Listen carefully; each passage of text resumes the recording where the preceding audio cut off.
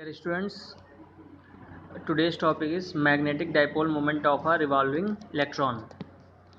An electron being a charged particle constitutes a current while moving in its circular orbit around the nucleus. ठीक है, जब भी कोई electron, क्योंकि वो चार्ज पार्टिकल होता है, तो जब भी अगर वो मूव करेगा न्यूक्लियस के अराउंड तो वो क्या करेगा, करंट प्रोड्यूस करेगा. Moving charge constitutes a current as well as magnetic field. और इससे क्योंकि मूविंग चार्ज है तो करंट प्रोड्यूस हो रही है, प्लस इससे जो है आपका मैग्नेटिक फील्ड भी प्रोड्यूस होगी. ठीक है, तो यहाँ पे देखिए फिगर में एक जेडी प्लस आपका न्यूक्लियस है और इसके अराउंड जो है इलेक्ट्रॉन जो है वो रिवॉल्व कर रहा है. तो charge on nucleus plus Z e और charge on electron is minus e. So electron moving around a nucleus constitutes a current. तो I is equal to E upon T. I is equal to E upon T. जैसे आपने formula आपको पता होगा Q is equal to IT. तो E is equal to IT.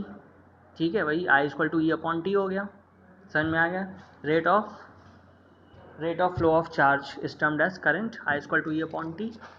और T is the time to complete one revolution. तो T का time equal to हो जाएगा distance upon speed. Distance upon speed, तो डिस्टेंस वो एक सर्कल में घूम रहा है तो उसका जो सर्कल का जो रेडियस जो सर्कमफेरेंस होगा वो 2πr होगा, अपॉन स्पीड जो है v होगी. तो यहाँ पे ये t की वैल्यू हम i equal to E upon t में रख देंगे, तो i equal to e we upon 2πr आ जाएगा. ठीक है, अब magnetic moment of electron due to its orbital motion is mu l. ठीक है, अब मैग्नेटिक मोमेंट हम इलेक्ट्रॉन का निकाल रहे हैं. तो मैग्नेटिक मोमेंट क्या होता है, mu equal to I A, I into A, आपने कल देखा था. तो आई की वैल्यू हम फाइंड कर चुके हैं, E we upon 2πr into A. A का मतलब क्या हो गया, एरिया आपका है पाई आर स्क्वायर. तो E we upon 2πr into pi R square. ठीक है, तो पाई कैंसिल, आर स्क्वायर से आर कैंसिल, तो ये हो गया ई वी आर अपॉन 2. तो mu L equal to e v r upon 2. ठीक है, अब direction of this magnetic moment is into the plane of paper.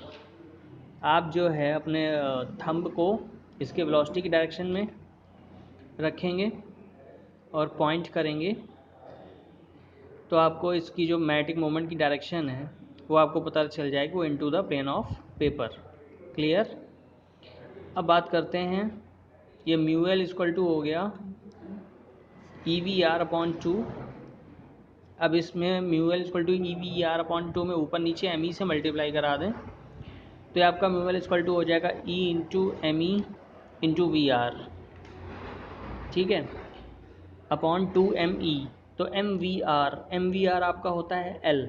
L क्या होता है, angular momentum, magnitude of angular momentum. ये आपका कितना होता है, एम वी आर.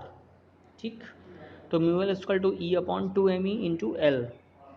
अब यहाँ से म्यू एल अपॉन एल, इसकी वैल्यू क्या आ जाएगी, E upon 2 M E is a constant called gyromagnetic ratio.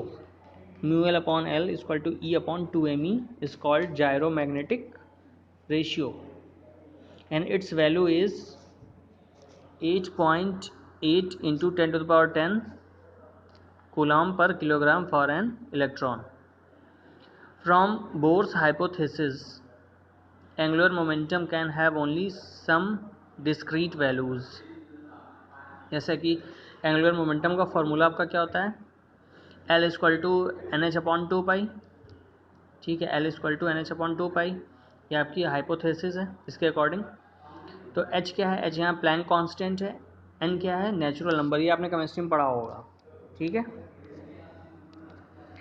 अब conclusion, any charge in uniform circular motion would have an associated magnetic moment.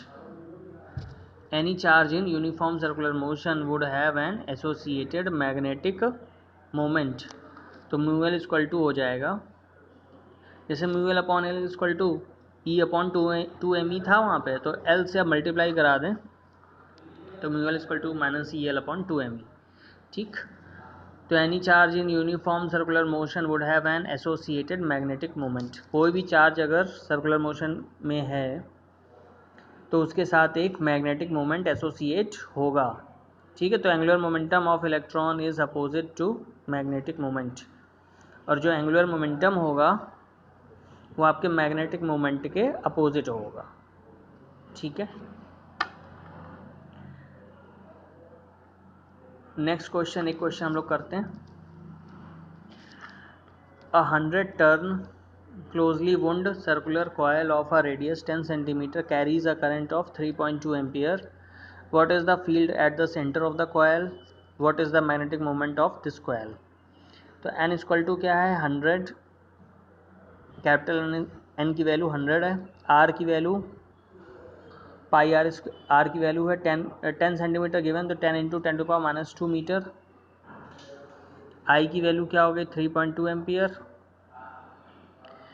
ए क्या हो गया magnetic field at the centre of coil.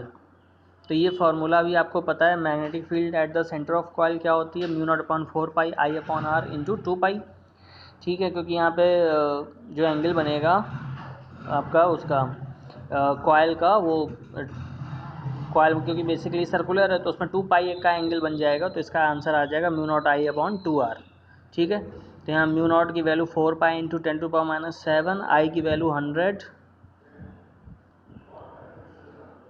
ये basically μ0 NI है, ठीक है।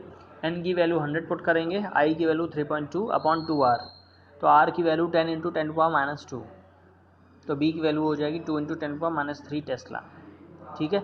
अब magnetic moment find करना है, तो m इक्वल टू NIA, वैसे m इक्वल टू IA होता है, अगर 100 टर्न्स हैं तो यहाँ पे NIA हो जाएगा, तो m equal to 100 into I 3.2 into πr², ठीक है। तो ये हो गया 10 एम्पियर मीटर स्क्वायर, ओके।